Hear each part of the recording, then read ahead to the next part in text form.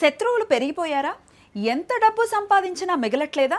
ఇంట్లో ఒక సమస్య పోతే ఇంకో సమస్య వస్తోందా?